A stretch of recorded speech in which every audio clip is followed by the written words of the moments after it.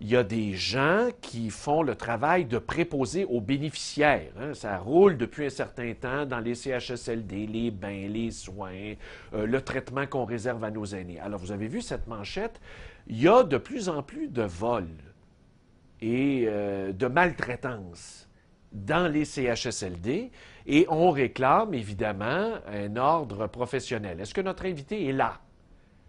Oui, il n'est pas là. Bon, alors s'il n'est pas au premier numéro, mon beau Mike, il faut appeler au deuxième numéro, parce que le deuxième numéro, c'est son cellulaire. Alors, M.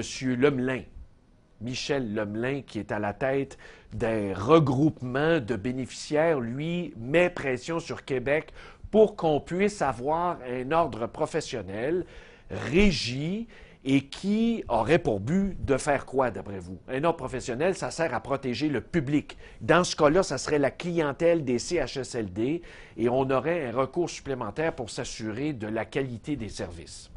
En attendant qu'on rejoigne notre invité, il y a une autre nouvelle qui risque de faire grand bruit, mais au sud. Au sud, chez nos voisins américains, aujourd'hui, à la Cour suprême des États-Unis à Washington, il y a une grande cause qui est entendue et qui origine de 4 États américains. Actuellement, le mariage gay est dans une situation juridique grise aux États-Unis. On le sait, au Canada, c'est légalisé, en France, c'est réglé, et dans plusieurs pays sur la planète aussi, et dans une majorité d'États aux États-Unis aussi. Mais ce n'est pas uniforme. Ça dépend dans l'État que vous vous trouvez ou que vous résidez. Pourquoi? Parce que le mariage relève de la juridiction des États et évidemment, d'un État à l'autre, ça peut varier. Alors là, la Cour suprême va se prononcer aujourd'hui une bonne fois pour toutes. Elle va avoir 2 heures et demie d'audience pour débattre de la question. Est-ce que 2 personnes de même sexe peuvent se marier dans n'importe quel État aux États-Unis? Et là, la question sera tranchée une fois pour toutes. On anticipe un jugement favorable avec une mince majorité de 5 juges en faveur contre 4, sur un total de 9 juges. Alors, ça va être de l'actualité à suivre au cours des prochaines semaines, le temps de rédiger le jugement et de faire les audiences. Maintenant, M. Lemelin est avec nous, Michel Lemelin, qui est à la tête de la Fédération professionnelle des préposés aux bénéficiaires du Québec. Et c'est lui qui réclame davantage d'encadrement. Et avant de passer à l'entrevue avec M. Lemelin, je veux vous montrer le tableau qui est dans la presse ce matin, le nombre de plaintes dans les CHSLD et les centres pour vol et fraude. Alors, vous voyez, de 2008 à 2014, on part de 11, 27, 45, 44, 66, 53 et 78. Alors, il y a une progression. Monsieur Lemelin est au bout du fil avec nous. Bonjour. Monsieur Lemelin. Du moins... Allô? Oui, il est là, Monsieur Lemelin. Oui. Bon. Bon, alors, comment allez-vous? Bonjour, Monsieur Jean. Bonjour, merci, bienvenue. Alors, je vous ai présenté comme la Fédération professionnelle des préposés aux bénéficiaires du Québec. Alors, vous faites une sortie qui est fort remarquée ce matin dans la presse. Parlez-nous-en. Écoutez, la sortie qu'on fait, c'est que on a depuis 2008 emmagasiné un paquet, comme on pourrait dire, de données et statistiques au sujet du volet vol et fraude qui se passe, qui émane du personnel préposé aux bénéficiaires en établissement et en soins à domicile. OK, donc là, est-ce que vous parlez comme territoire uniquement des CHSLD ou de l'ensemble de l'action de préposés envers des aînés? De ce qui est répertorié dans les lieux d'événements, on parle de soins à domicile, de CHSLD, de centres hospitaliers, de ressources intermédiaires et de résidences pour personnes âgées. OK, donc ça couvre très large. Très large, effectivement. Bon, alors là, on constate une augmentation, vol, fraude, c'est rapporté dans la presse, on a montré le tableau. Évidemment, qui est le responsable? Il y a des enquêtes à faire, j'imagine, mais vous réclamez du gouvernement un encadrement de la profession à travers ça. Là.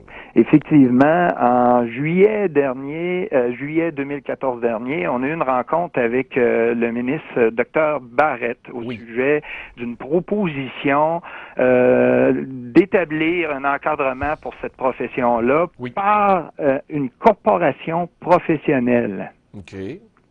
La corporation professionnelle, ce qui est très important à savoir, c'est elle se distingue de l'ordre professionnel. Si Oui. on parle d'un ordre professionnel, c'est protection du public. Oui. Quand on parle d'une corporation professionnelle, ce n'est pas assujetti à l'Office des professions du Québec. Et de plus, la corporation nous permet de pouvoir avoir 2 mandats, ce qui veut dire protection du public et protection du titre d'emploi. Oui, OK. Donc s'il y a un améliorer problème la avec profession. la famille, on intervient. Et s'il y aurait un problème avec le préposé, on intervient aussi. OK, mais là, évidemment, je me fais l'avocat du diable. Oui. Si vous travaillez à l'amélioration de la profession, le rehaussement des standards de qualité et tout ça, donc vous travaillez pour vos membres, et qu'en même temps, vous travaillez à protéger le public, est-ce que les 2 chapeaux ne peuvent pas être contradictoires, potentiellement? Moi, je vous dirais que c'est au profit des uns et des autres. Oui. Aussi simple que ça.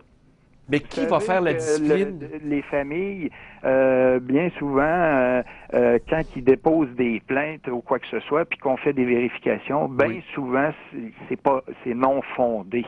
Okay. Quand on parle du côté des préposés, c'est la même affaire.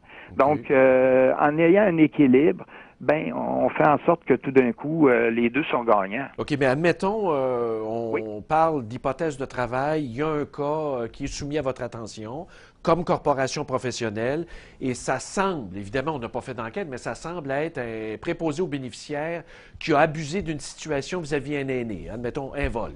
Alors, comment vous allez faire pour à la fois représenter quoi? La victime, votre membre, s'il est membre de la corporation? Comment ça va se faire, cette enquête-là de protection du public?